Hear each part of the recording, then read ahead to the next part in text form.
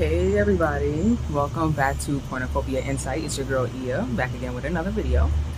For those of you who are new, welcome. Thank you for any comments that you guys have been leaving. I try to scope out the comments and answer them as quickly as I can. So shout out to the people who are leaving comments under my videos. I really appreciate it. Sorry if you see me swatting. I'm outside on my porch today, making videos. So yeah, if you hear like cars and stuff going by, that's why.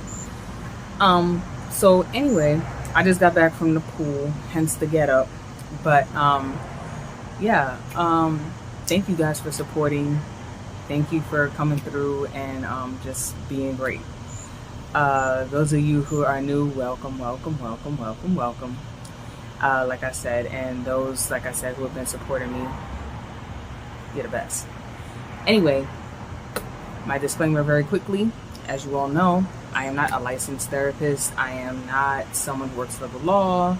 I do not have any kind of licensure in any of those things. So if you are experiencing any kind of mental health difficulties or anything legally, please seek out the proper authorities and people who are properly credentialed for that.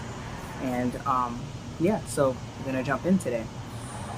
So today for today's video, it's a little touchy, it's a little sad. I wanted to talk about a dream that I had about my pet, my cat, my black cat. I used to post him all the time when I had my personal Instagram page and Facebook and stuff, and I miss him dearly. His name was Anubis. I adopted him from Delmarva Cat Connection here along the Eastern Shore back when he was like 7 months old. And I remember at the time I was looking for like a younger like cat, like a kitten, but they didn't give me that. They lied to me actually, but I'm glad they did because, excuse me, they brought a very special soul and spirit into my life, and I miss my cat. I do miss him. He was a pain in the ass, for real, but I do miss him. I do miss him. He had this mischievous kind of energy about him, but in a good way. I think most cats are mischievous. And I loved him, and I really miss him. So R.I.P. Anubis. But the reason why I say today's video is a little sad is because there was a dream that I had that I'm going to share with you guys today. This is going to be in my Dreamscape Diaries playlist. There was a dream that I had about him back in, actually around this time, but in 2023. And it's a short dream that I had, so you're gonna see me like pull my journal real quick. I'm actually gonna pull my journal right now. So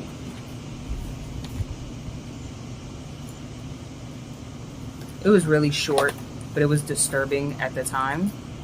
And I'm sorry if you see me like swatting at myself a lot or like just kind of moving around a lot, is because I don't have any bug spray, unfortunately. And these bugs out here are a different kind of vicious, you know?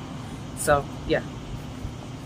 Anyway, so this was an entry from then at the time when I had this dream, that I was standing outside of a house that was on fire.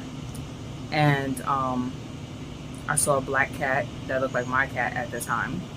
And it looked like he had maybe swallowed something that was really big or misshapen, because when I looked at like his stomach and his like rib cage area, it looked very misshapen. It looked hard. It looked, misshapen. It looked all those kinds of things. And next thing I know, he kind of lit up like a jack-o'-lantern. And like he had fire within himself, his body and stuff, and like even his eyes like lit up like fiery, and from his mouth and everything, like again like a jack-o'-lantern.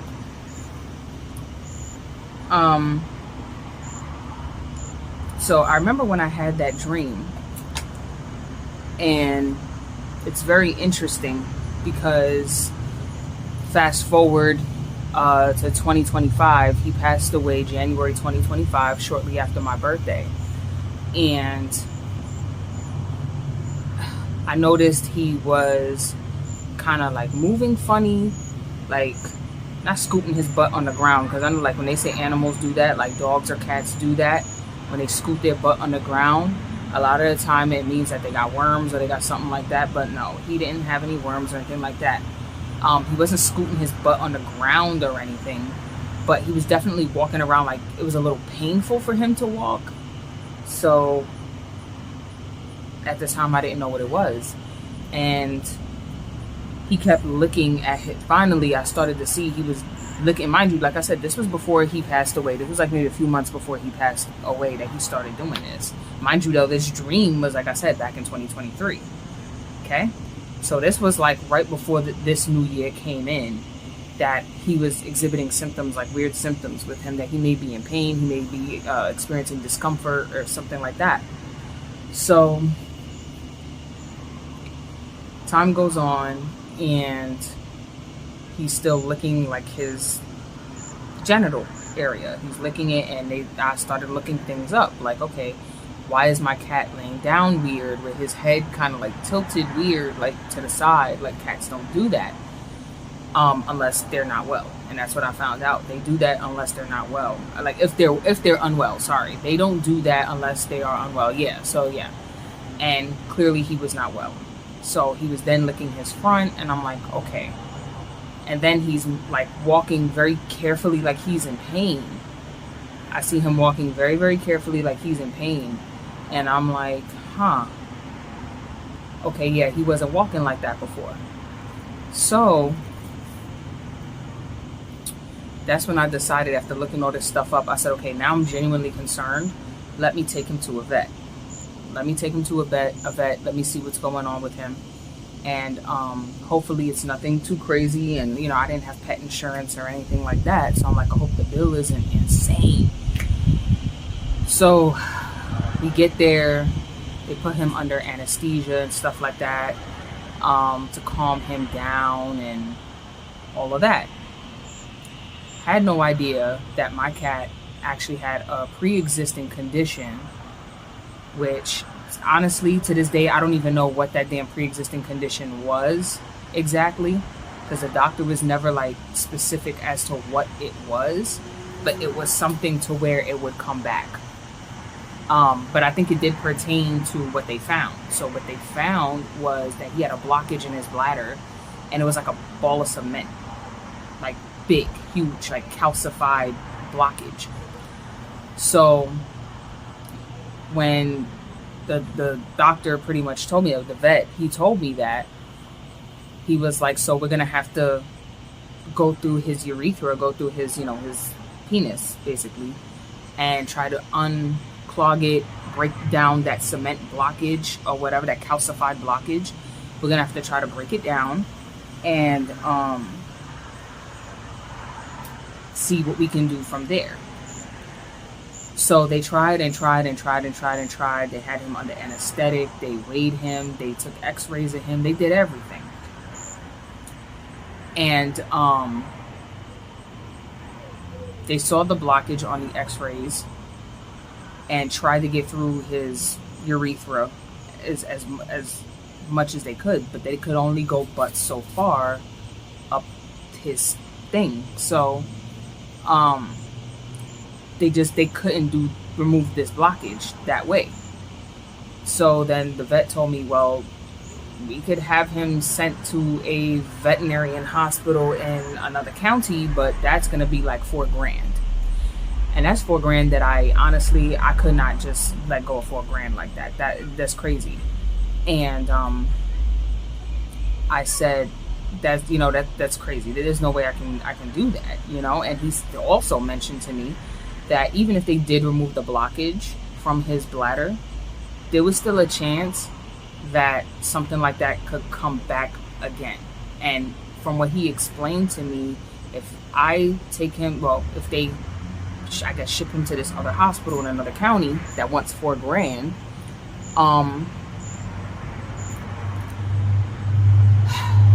they would have to basically cut off his boy parts, cut him down to his anus, and just like have him opened up. So he'll have just like two holes, like his back hole, and then where he had his boy parts would be gone.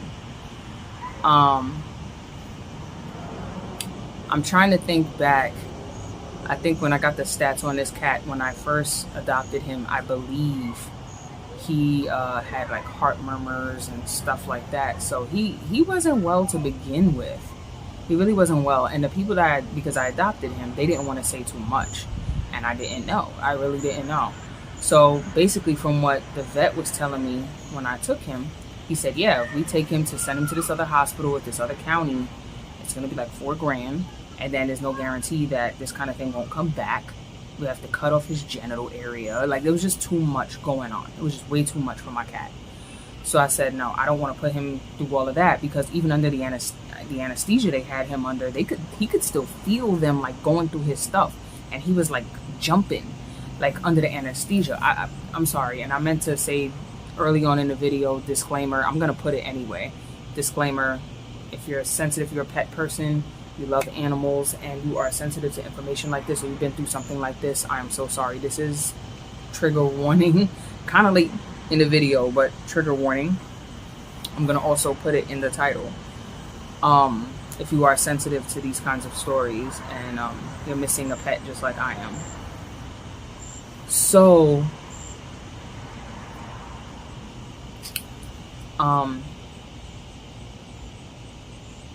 yeah, I couldn't pay the $4,000 and they couldn't remove the blockage. And I said, well, if this is something that's going to reoccur because he has other underlying health issues, that he has like a bad heart, yeah, that's what he tried to tell me. Now it's coming back to me that he had like a bad heart, he had like bad like his something in his blood, some kind of virus in his blood was bad as well. So it kind of just didn't make any sense. I would just have to kind of let him go. And it was already expensive just coming to the vet because I didn't have pet insurance. It was already like, it cost me like at least $1,000 just to bring him in there, and they couldn't even fix him, and I had to let him go. So for $900, I had to let my cat go. So, back to the dream I had. So I had this dream about my cat, and that he would basically have this blockage, and I saw it like a whole year earlier, that he would have this blockage, that he would basically, there would be like some kind of inflammation, some kind of something with him.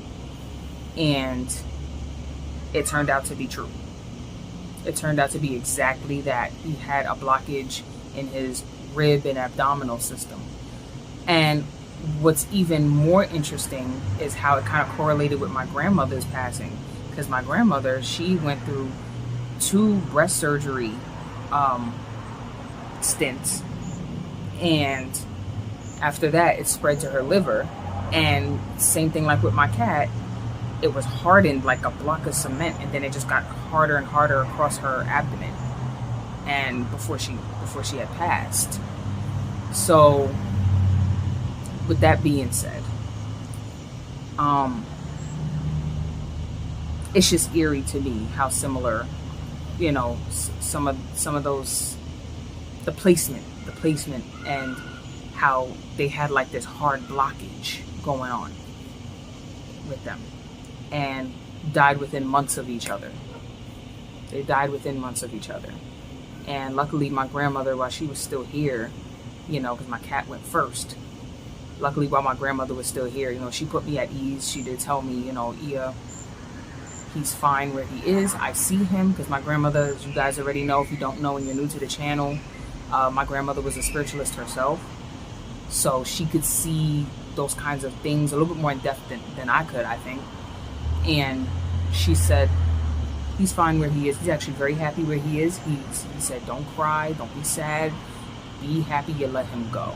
Like, just, he's glad you let him go, because he's a lot happier where he is. And then shortly after she did tell me that, I did in fact dream of him hopping around, jumping around, having fun, playing hide and go seek with me. So I knew he was in a good place. And it made me so emotional. But I wanted to, this is mostly background story in this video, It wasn't a lot of the dream, because like I said, the dream itself was short. It was to the point, and I guess because my spirit team wanted me to know, like, hey, he doesn't have a lot of time and he is not well. And I knew it from then that he wasn't well. I even had an inkling when I first adopted him. I said, you know, if these people lied to me about his age and didn't give me a kitten, then I'm pretty sure they're going, you know, they're going to lie to you about their health as well. So that's how it correlated with the dream. And guys, let me know. I'm pretty sure you have. Let me know your stories in the comments. You know, if you had a pet that you lost, how long did you have that pet? How old were they? How did they pass? What kind of pet was it? What kind of pet was it? You know, was it a bird, a cat, a dog, whatever? What did you guys do for like burial, or like to pay respect to the pet that had passed away? I know one of my cats that died while I was still living back in New York. When she died, I know my grandmother put her like in a shoebox with a sweater of mine, or an old sweater of hers, I think. And we sent her off on the river under the skyline at the pier in Williamsburg, Brooklyn. And it was at night, and we said our prayers over her and sent her body off in the box over the water. That's what I did for that cat. This cat here I had cremated, so I actually have Anubis in a box. Like, I have his remains. They did a really good job. They gave me like condolences, like a condolence card. They gave me his remains in a nice wooden carved box, but it said in loving memory of Anubis. It had they also gave me like one of those pottery, like I don't know what you want to call it. It's like made out of like clay or something like that, or they do like that white powder mixture and it turns hard, and like they put the cat's paw print, and they wrote his name in it, and they painted it blue, his paw. So they really went all out for me when my pet died, and it was for free. It was completely free. And so I still have his remains. I have his remains here in the house, in his box, and his paw print, to commemorate him. And I keep that next to my altar and my crystal ball. And you know, I pray for my cat. I think about my cat often, and I miss him. So like I said, in the comment section below, let me know, you know, what's been your experience with your pets. Like, were you having dreams about them before they passed? Did you know they were going to pass? After they passed away, do you still see them? Do they like let you know that they're good, and you know, or try to come to you and warn you of things and give you messages? Because, you know, especially if you're a practicing witch or, you know, a practicing spiritualist, a lot of the times, you know, a cat, especially black cats, you know, he was my familiar. And a lot of people don't know this, but when you have a familiar and people are doing spell work on you or throwing evil eye at you, that familiar, that pet is the first thing to get hit. That pet gets hit. So, I mean, whether he died from that or not, I'm not 100% sure, but there is a possibility that he possibly did, because before he passed, we did have like an issue with like fleas, and he did catch fleas, and I don't know if it's because I let him out the house once or twice, and he's supposed to be an indoor cat, and I think he caught them and brought it in, and then so like we had a little flea issue, and then he had the flea. It was just a mess. It was a mess. But yeah, that's my story about Anubis. May he rest in peace. And I hope you guys get some kind of information and even closure from this video. I can't quite say what the part was about the burning house, but definitely with my black cat lighting up like a jack-o'-lantern, they were letting me know that he's definitely not, he don't got a lot of time left. But as far as with the burning house though, it could be that was an omen too, in and of itself, of people probably throwing evil eye at me at the time, doing spell work, wanting my house to burn down, like quite literally. The infestation with the fleas, you know, again, people send you bugs and all kinds of stuff And it's because they want your foundation to be ripped apart. You know, they want you to be messed up. So a person that left a comment on one of my other videos, she was saying that when they send you bugs and stuff like that, different kinds of pestilence, it's usually send you poverty, send you hardship, send you all those kinds of things as well. And don't worry, I know exactly who it was coming from. I know exactly who it was coming from, and they can kiss my behind, because none of that is going to work. Anyway, it got very dark out here, so I'm going to wrap this up. Thank you for joining me for another video today, and I'm getting bit up by these bugs like all over the place. That's why I'm like fidgeting and like moving around, because I'm like and we ran out of bug spray. So anyway, I gotta go. Thank you for joining me for another Cornucopia Insight dream interpretation video, and yeah, I wish you guys the best, and Modupe, peace out, y'all. Bye.